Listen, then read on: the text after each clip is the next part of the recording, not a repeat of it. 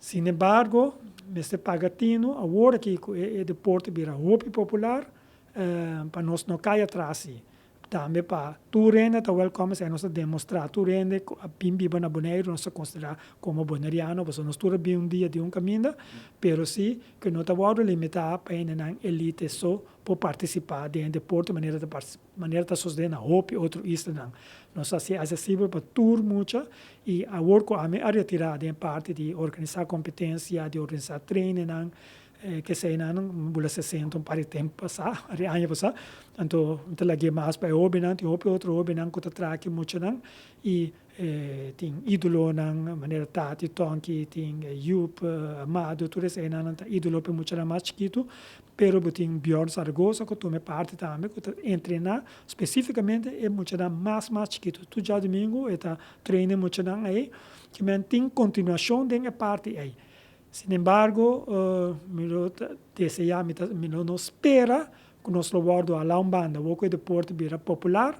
que tu ainda também não que nós sabe de onde com o deporte começar, não que nós estava até que agora chega que tá bom bem,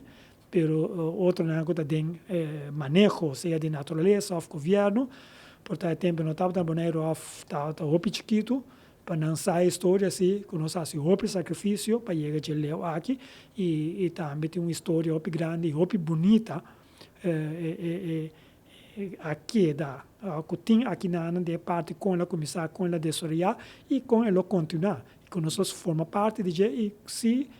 espera que nós não guardo lubida. Então, dessa aqui me mira que medalha de ouro de cavalheiro de Holanda aqui que está Kiran Bodat me que resultado está sua mãe sua mama está holandês se não te equivocar me conheceram todos pela hopi ano passado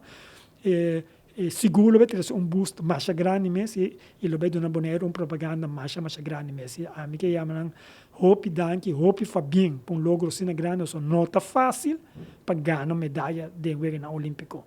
e não está fácil para participar de olímpico mês então para ela Ghana, então primeiro coisa mencionar o nome de Boneiro, quando na Yamami de Japão, para entrar over de seu começamento, fazer uma filmação, sabe? E me foi bem que seja tá grande sua parte, upgrade sua parte, então espero que o Boneiro